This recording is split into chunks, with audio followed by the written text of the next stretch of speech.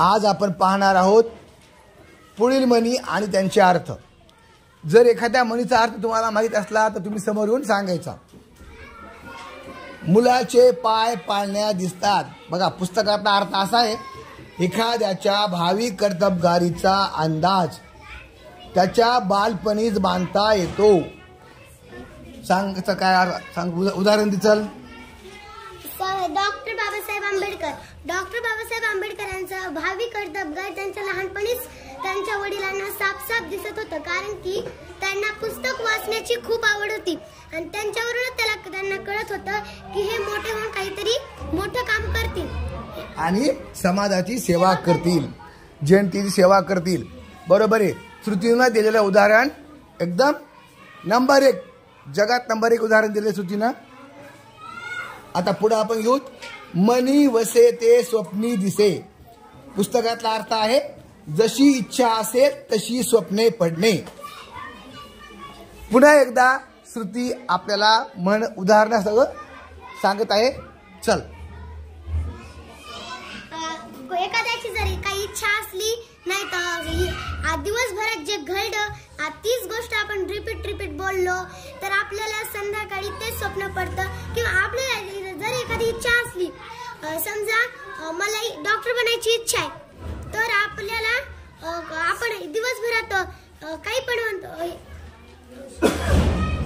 असं बोलतो मला डॉक्टर बनायचंय, मी खूप अभ्यास करेन, तर आपल्याला तेच स्वप्न पडतात। राईट, बरोबर सर। आता बघा आणखी उदाहरण बघा। समजा एखाद्या लहान मुलानं काय केले, आज आपल्या घरात त्याच्या आजी आजोबांना त्याला एक छोटंसं विमान आणले आणि तो विमानात घेऊन ते घरामध्ये खेळायला आहे। ते सारखं विचार काय, मला विमानात बसायचं विमान उडते कसं, आणि त्याला रात्री तशाच प्रकारे तो विमानात बसल्याचं त्याला स्वप्न पडलं, कारण तिच्यामध्ये तुमचं दिवसभर मन रमायले तेच तुम्हाला मग रात्री दिसायले। बरोबर आहे। म्हणजे मनी वसे ते स्वप्नी दिसे। समजा तुम्हाला एखादा दिवसा साप दिसला, साप खूप लांब आहे पण साप दिसला तुम्हाला, तर तुम्हाला मग काय होते, तुम्हाला भीती वाटते सापाची, आणि मग ते तुम्हाला कदाचित स्वप्नामध्ये पण तशी गोष्ट तुम्हाला दिसू शकते, कारण तुम्ही ज्या गोष्टीला घाबरले, ज्या गोष्टीला खूप घाबरले ती पण गोष्ट आपल्याला स्वप्नात दिसते, कारण आपल्याला मनात भीती जात नाही। आणि ज्या गोष्टीत तुम्हाला खूप आनंद झालेला आहे, आनंद सुद्धा, तर त्याचं सुद्धा तुम्हाला स्वप्नामध्ये दिसू शकते। आणखी उदाहरण बघा। मी असे उन्हाळ्याच्या सुट्ट्यांमध्ये मी, माझे पप्पा आणि माझा भाऊ शेतात जात होतो, तेव्हा एक बाई मेलेली जळत होती, तेव्हा मी जात होतो, तर मी भेले म्हणून मला जाणवलं पण नाही, आणि रात्री मला तेच स्वप्नात आलं की कोणीतरी असं हे व्हायले सकाळी, म्हणजे घाबरल्यामुळे तिला, म्हणजे जसं मनात तुमच्या आहे त्याप्रमाणे स्वप्न पडणं असं म्हणतात त्याला। पुढं, वासरात लंगडी गाय शहाणी, अडाणी लोकात अर्धवट शहाण्याला मोठेपण लाभते। बघा, वासरात लंगडी गाय शहाणी। समजा आपण आता 10वीचे मुलं आहेत, 10वीचे सगळे मुलं ह्या वर्षी परिसरात बसलेत, आणि त्याच्यामध्ये एक मागच्या वर्षीचा नापास झालेला वर्ग त्या वर्गात बसले, तर कसं मग त्याला मागच्या वर्षी 10वी केलेली त्या मुलांना, त्या मग त्याला काही ना काही 10वी तर माहीत असेल ना, मग ते सर सांगा उत्तर कोणतरी, मग तो हात वरी करायला लागला, मग साहजिक येतं ना, कारण त्याला मागच्या वर्षी थोडंफार झालेलं आहे त्याला, मग ते जरी नापास झालेला आहे पण यांच्यापेक्षा 1 वर्ष मोठा आहे तो। म्हणजे वासरात लंगडी गाय शहाणी। आता सगळेच वासरा असले आणि त्यामध्ये एक लंगडी गाय असली तर लंगड्या गायला कळतं ना कुणीकडे जाऊ नये, म्हणजे ती मग वासरं आहेत बाकी सगळे लहान लेकरचे आहेत ना, पण ती थोडीशी बाबा अनुभवी आहे, पण एक पाय ना लंगडी आहे, ती दुसऱ्याला सांगत तरी बा थांबा बाबा जाऊ नका, पुढं धोका आहे, पुढं आहे की नाही, इकडे चला खायला, इकडे खूप चारा आहे, अशा पद्धतीने ती जरी लंगडी असली तरी ती त्या वासरांना मदत करणारे। हा, पुढची म्हण आहे बघा, रात्र थोडी सोंगे फार, कामे पुष्कळ पण ती पार पाडायला वेळ न पुरणे। माझ्या आईला समजा 2च घंट्यामध्ये सगळं स्वयंपाक आवरायचा आहे, भुसरे सगळं घ्यायचंय, म्हणजे माझी आई 5ला उठली आणि तिला 7 वाजेपर्यंत सगळं आवरायचंय, पण एवढे काम कसे होते, स्वयंपाक गोड देवपूजा आहे म्हणजे ते रात्र थोडी सोंगे फार असं.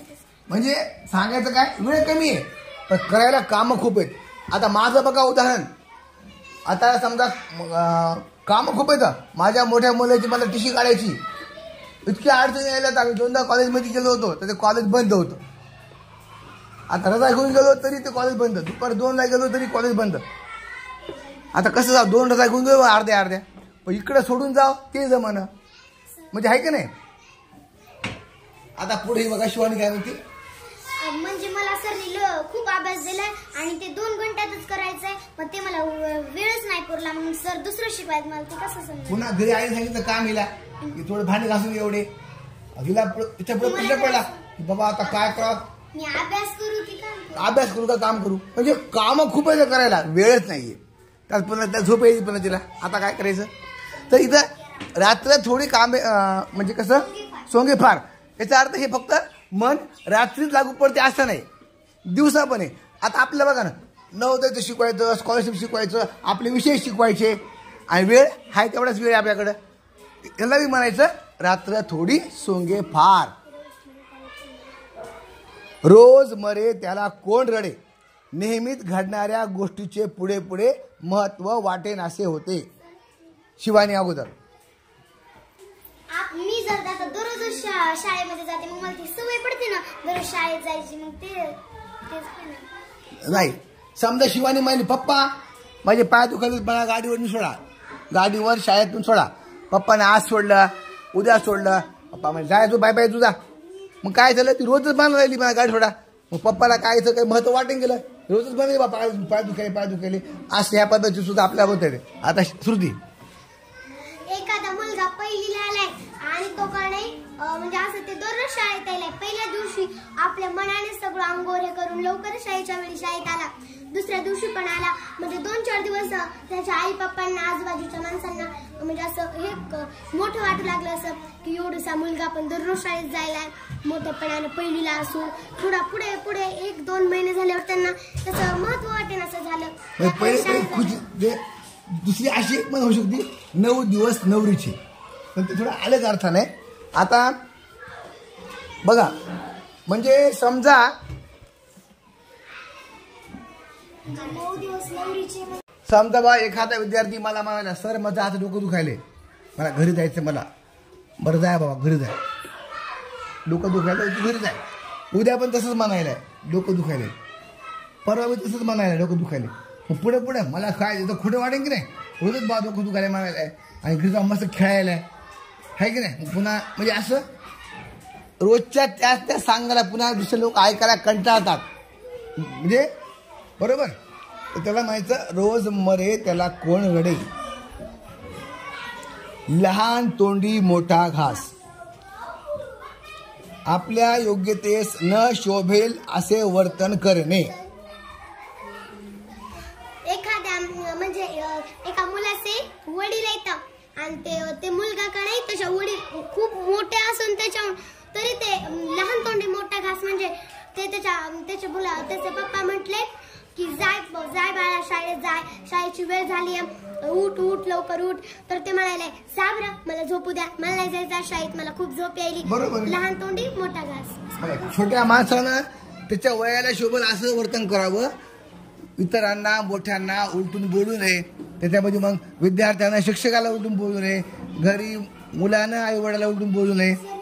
हा म्हणजे एखाद्या मुलाला जर वाटलं की त्याच्या पप्पाला म्हणाले मला त्याच्या पप्पाला म्हणाले मी खत पेरू लागतो पप्पा, तुम्हाला खत पेरू लागतो आणि त्याचे पप्पा म्हणले तुला येत नाही बाळा नको करू. म्हणजे लहान तोंडी मोठा घास की मला येतंय आणि काहीच आलं नाही, ते उगाच शेतीचं नुकसान करून दिलं. पुन्हा खत त्यानं सांडला खाली खत म्हणजे असं आहे की नाही, नुकसान केलं.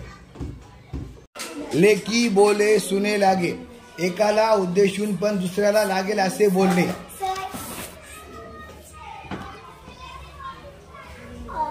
हे काय म्हणतात तर एखादा मुलगा आहे आणि त्याला 2 भाऊ आहेत आणि ते का नाही त्याच्या छोट्या भावावर खूप रागवलाय आणि ते त्याच्या छोट्या भावाला म्हणायला की जाय तुला नाही बोलायचं मला, तू खूप हे वाईट बोललास मला, जाय तिकडं. पण तिथंच त्याचा मोठा भाऊ होता, पण ते असं त्याच्याकडे बघून म्हणत नव्हता. असं ते खूप रागवला होता म्हणून त्याला बोलत नव्हता, म्हणून इकडे तोंड करून बोलत होता त्याला. शिवानी, लेकी बोले सुने लागे म्हणजे आपल्या लेकीला सांगायचं, ए ते करू नको ना ग, ए ते कळायला कळत नाही का, पण ते आपल्याला सुनाला बोलायचं पण लेकीला सांगायला नाही. बघा राईट. आता सून जाती समजा ब्युटी पार्लरला आणि लेक समजा जात नाही, हटकून काय जायचं ब्युटी पार्लरला, घरी आपल्या पावडरला बसवा ना. हा काय करतो ब्युटी पार्लर, काय काम तुला बस घरी. म्हणजे लेकीला बोलायचं आणि सुंदर लागायचं. असे आपल्या इथं समजा आता आज अभ्यास केला नाही, समजा श्रुतीनं अभ्यास केला नाही, पण मला तिला नाही बोलायचं, भाडकू मला शिवायचा. शिवानी तुला कळत नाही का अभ्यास करत तुला? हा हा असं आहे, श्रुतीला लागलं पाहिजे, पण मी बोलणार आहे शिवानीला असं. शीतावरून भाताची परीक्षा. एखाद्या वस्तूच्या छोट्या भागावरून संपूर्ण वस्तूची परीक्षा करता येणे. आता बरं भात शिजला का नाही, आपण अख्खा भात खाऊन बघतो का? ते त्याचे 1-2 शीतं घेतो, हाताने दाबून पाहतो, बरोबर. समजा आता आपल्या वर्गामध्ये विद्यार्थी शिकले का नाही, साहेब लोक इथे येणार आणि सर्वांची परीक्षा घेणार नाही, वर्गातल्या 2-3 मुलाला उभं करणार. एखादा मुलगा विद्यार्थी मुलगी पुढची उभं करणार, एखादी मागची उभी करणार, एखादी मदत उभी करणार ह्या बाजूची, आणि त्यांची मग परीक्षा घेणार. याच्यामध्ये जर मुलं छान बोलले, छान उत्तर दिले तर समजणार साहेबांना असं वाटणार की बाबा संपूर्ण वर्ग हुशार आहे, बरोबर. असं पुढं शेंडी तुटो की पारंबी तुटो, दृढ निश्चय करणे. बघा तुम्ही प्रत्येकाने असा निश्चय करा की मी नवोदयाला लागलोच पाहिजे. कोणी मला गावाला चल म्हणलं तरी मी जाणार नाही. जो दुखण्याचं काम सोडून मी इतर कामासाठी शाळा बुडवणारच नाही. असं तुम्ही शेंडी तुटो की पारंबी तुटो, तुम्ही असा दृढ निश्चय करायचा. माझ्या आत्याचं लग्न आहे आणि आजच आज सर खूप इम्पॉर्टंट शिकवणार आहेत. तर मी म्हणाले, माझी मम्मी म्हणाली चल चल चल, माझे पप्पा म्हणाले चल चल चल, पण मी म्हटलं मी नाही येणार, आत्याचं लग्न